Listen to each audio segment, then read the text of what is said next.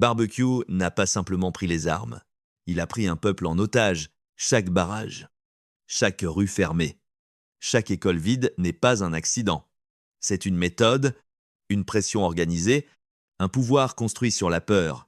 On dit souvent c'est pour Haïti, mais ce qu'on fait contre des mères, contre des enfants, contre des vieillards, ce n'est jamais pour Haïti, c'est contre elles. Le discours de la justice devient un masque. Parce que l'injustice qu'on prétend combattre, on la reproduit chaque jour en plus brutal, en plus armé. Quand les armes parlent plus fort que la vie, quelque chose bascule. La révolution cesse d'être un horizon. Elle devient une prison. Et c'est là que la question brûle, qui t'a donné le droit de décider. Les armes ne donnent pas de légitimité. Elles donnent seulement le pouvoir de faire peur, et la peur n'a jamais été un mandat. Ce n'est pas un dérapage. Ce n'est pas une colère. C'est une accumulation.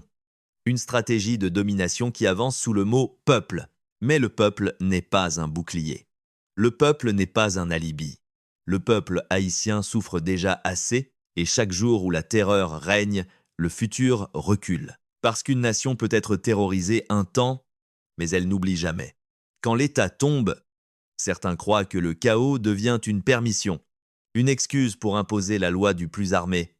Mais remplacer un État défaillant par la terreur, ce n'est pas agir, c'est accélérer la chute. Barbecue dit « l'État a échoué ». Donc j'agis. Mais agir pour qui? Pourquoi? Regarde la réalité nue des quartiers enfermés.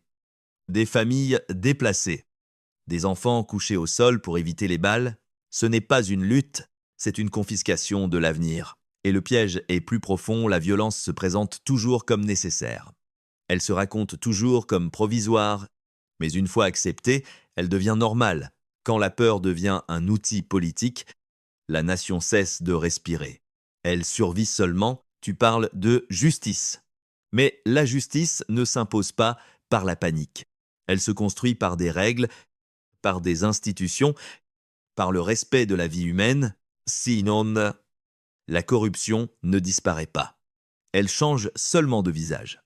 Elle met un fusil à la place du costume. Et l'histoire est froide. Elle ne romantise pas la violence. Elle classe. Toujours du même côté ceux qui ont cru que la force faisait la loi et que le peuple devait se taire pour survivre, parce que la peur donne l'illusion de la puissance. Mais c'est une puissance courte, fragile, instable. Elle s'effondre toujours. Un peuple peut être brisé un instant, mais il garde la mémoire des cercueils trop petits, la mémoire des nuits sans sommeil. Et cette mémoire finit toujours par demander des comptes. Il arrive toujours un moment où la terreur cesse d'être un moyen et devient une identité. Barbecue. Tu crois peut être que le bruit des armes couvre la voix de l'histoire. Mais l'histoire n'est pas sourde. Elle attend. Elle laisse les hommes parler. Elle laisse la peur régner. Puis elle écrit, sans émotion, sans excuse. Tous ceux qui ont dit « je fais ça pour le peuple » pendant que le peuple pleurait finissent au même endroit dans la mémoire collective. Pas comme des sauveurs, comme des avertissements, parce qu'un pouvoir qui ferme des écoles ne construit pas la dignité. Il fabrique une génération amputée. Un pouvoir qui vide les hôpitaux ne libère pas une nation. Il la condamne à mourir en silence. Chaque jour où tu choisis la terreur, tu choisis contre l'avenir d'Haïti, même si tu refuses de l'admettre. Et voici la fracture irréversible, la violence ne te rend pas incontournable. Elle te rend responsable. Responsable de chaque commerce détruit, responsable de chaque famille déplacée, responsable de chaque espoir brisé. Tu peux continuer à t'enfermer dans la justification, ou tu peux faire face à la vérité. La force armée peut imposer le silence, mais elle ne gagne jamais la légitimité. La légitimité vient du peuple libre, pas du peuple terrorisé. Et c'est là que la pression devient totale, ce n'est plus une question militaire. Ce n'est plus une question de conquête. C'est la dernière question morale, parce qu'à ce stade, il ne reste plus de discours pour convaincre. Il ne reste qu'un choix, s'arrêter ou assumer entièrement ce que tu deviens. Il existe un instant précis où l'homme comprend qu'il est allé trop loin. Ce moment n'est pas spectaculaire. Il est brutalement simple. Ce moment, c'est maintenant. Parce qu'après un certain seuil, il n'y a plus d'excuses, plus de récits héroïques, plus de romantisme révolutionnaire, il n'y a que la mémoire des victimes. Et le verdict de l'histoire, barbecue. S'arrêter n'est pas capituler. S'arrêter, c'est redevenir un homme responsable. Dire j'ai fait du mal. J'arrête d'en faire. Le courage ultime n'est pas de tenir une arme plus longtemps. Le courage ultime est de rompre avec la logique de la terreur, même quand elle te donne encore du pouvoir. Aucune cause ne justifie qu'un peuple vive enfermé. Aucune injustice ne justifie que la peur remplace la loi. Aucune colère ne justifie que l'avenir d'une nation soit pris en otage. Et maintenant, la question bascule vers le futur. Si la terreur continue, Haïti deviendra un territoire où l'on survit. Passe au où l'on vit. Un pays fracturé en prison invisible. Si la terreur s'arrête, le chantier sera immense. Parce qu'il faudra réparer moralement, institutionnellement, humainement. Et si le silence du monde continue, alors la complicité deviendra structurelle. Le chaos ne sera plus une crise. Il sera une norme, car quand un peuple vit dans la peur, ce n'est pas seulement l'échec d'un homme armé, c'est l'échec d'un système qui tolère l'intolérable. Haïti n'a plus besoin de mettre de la peur. Elle a besoin de routes ouvertes, d'écoles debout, d'hôpitaux accessibles, et chaque jour perdu repousse ce futur. Alors maintenant, le regard doit se déplacer. Parce que cette histoire n'est pas seulement celle de barbecue, c'est celle d'un peuple à qui l'on répète qu'il doit choisir entre le chaos et la terreur. Comme si c'était la seule option. Comme si la peur était un destin. C'est un mensonge. Un peuple n'a jamais à choisir la peur pour survivre. Il a le droit de circuler librement. Il a le droit d'élever ses enfants sans trembler. Il a le droit de vivre debout. Ce qu'on impose aujourd'hui à Haïti n'est pas une fatalité. C'est un système où certains tiennent les armes. D'autres profitent de l'instabilité. D'autres encore regardent ailleurs, et c'est là que la conséquence devient insupportable. Le silence est une complicité. Le profit bâti sur la peur est une honte. Les calculs diplomatiques prolongent le désastre. On ne répare pas Haïti avec des communiqués, on ne la protège pas avec des réunions sans suite. La sécurité n'est pas une option. La dignité n'est pas conditionnelle. À ceux qui financent le chaos par le silence, l'histoire demandera des comptes. À ceux qui profitent de l'effondrement, la mémoire populaire collera leur nom au désastre. Et aux partenaires internationaux, aider sans dominer. Soutenir sans humilier, parce que la souveraineté n'est pas un slogan, c'est la capacité d'un peuple à vivre en sécurité sur sa propre terre, mais la pression la plus lourde retombe sur les responsables haïtiens. Le pouvoir qui n'assure pas la sécurité perd sa légitimité morale. Agir. Ce n'est plus promettre. Agir. C'est ouvrir les routes maintenant. Sécuriser les quartiers maintenant. Couper les flux qui nourrissent la violence maintenant. Et surtout, parler à la jeunesse, parce qu'une nation qui laisse sa jeunesse héritée de la peur prépare une répétition infinie. Jeunes d'Haïti, on essaye de vous enrôler dans un chaos qui ne construit rien. On vous promet une identité par l'arme. Mais la vraie force n'est pas de détruire. La vraie force est de refuser de devenir ce que la peur attend de vous. Votre génération n'est pas née pour garder des barrages. Elle est née pour ouvrir des routes. Et c'est ici que tout se joue. Aucune arme n'est plus puissante qu'une jeunesse décidée à vivre debout. On parle souvent d'unité, comme d'un mot magique, mais toutes les unités sont mensongères. Il y a l'unité des discours, des photos, des promesses, et il y a l'unité réelle, celle qui protège la vie. L'unité véritable ne consiste pas à se taire devant la peur.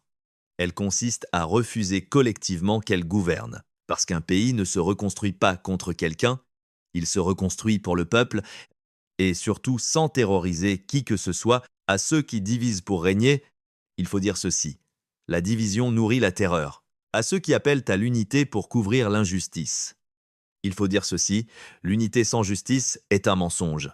L'unité qui sauve Haïti repose sur 3 piliers simples: sécurité des civils, justice impartiale, responsabilité de tous. Sans sécurité, pas d'école. Sans école, pas d'avenir. Sans avenir, la peur revient. Chacun a un rôle. Les autorités doivent protéger, les leaders doivent apaiser. Les communautés doivent s'organiser. La diaspora doit soutenir sans attiser. Les partenaires doivent aider sans imposer. Et à ceux qui parlent d'unité les armes à la main, entendez ceci clairement. On n'unit pas un pays par la terreur, on le fracture. L'unité haïtienne ne naîtra pas de la peur, mais de la confiance retrouvée. Et la confiance ne se décrète pas. Elle se gagne par des actes concrets, jour après jour. Ouvrir une route, rétablir une école, soigner sans rançon, circuler sans permission de la peur. Voilà l'unité qui compte. Voilà l'unité qui dure. Et maintenant, la question devient irréversible. Quelles sont les lignes rouges définitives? À partir de quel point une nation dit plus jamais? Parce qu'après la peur, il faudra une vision, claire, ferme, non négociable. Il y a des moments dans l'histoire où une nation doit tracer des lignes rouges, pas pour menacer. Pour se protéger, ces lignes sont simples, non négociables. Première ligne, les civils. Aucune cause, aucune colère. Aucune révolution ne justifie qu'un peuple vive dans la peur. Quand les civils sont menacés, tout perd sa légitimité morale. Deuxième ligne, l'avenir. Aucun pouvoir n'a le droit de fermer des écoles, d'étouffer une jeunesse, de brûler demain pour régner aujourd'hui. Troisième ligne, la dignité. Personne ne parlera au nom d'Haïti en humiliant ceux qu'il prétend défendre. Ces lignes ne sont pas des slogans. Elles sont la condition minimale de la vie commune. À ceux qui ont choisi la peur, il faut le dire sans détour, la peur ne fonde rien. Elle s'épuise. Elle s'effondre. Elle laisse derrière elle des ruines et des regrets. Et à ceux qui hésitent encore, comprenez ceci. Le monde d'après la peur commence quand on cesse de la nourrir. Il commence par des actes simples, mais exigeants. Sécuriser sans humilier. Gouverner sans mentir. Reconstruire sans exclure. Protéger sans terroriser. Parce que l'Haïti d'après n'est pas un rêve lointain. Elle commence dès que la peur cesse d'être normale. Elle commence quand on peut marcher sans permission, étudier sans trembler, soigner sans rançon. Et tout se résume à une alternative brute, la vie contre la terreur.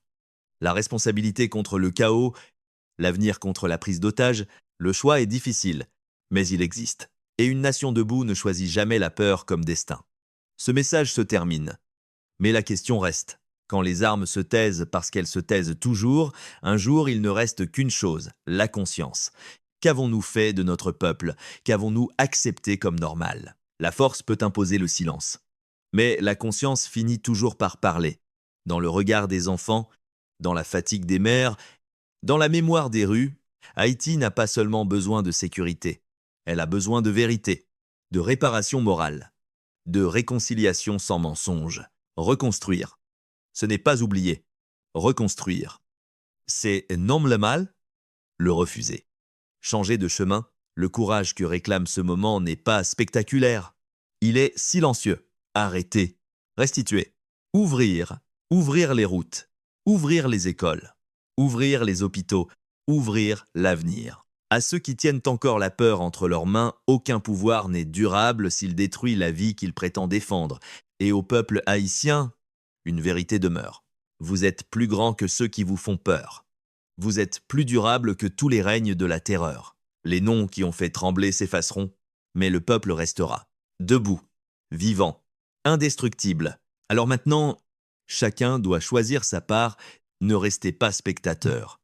Refusez que la peur devienne une norme.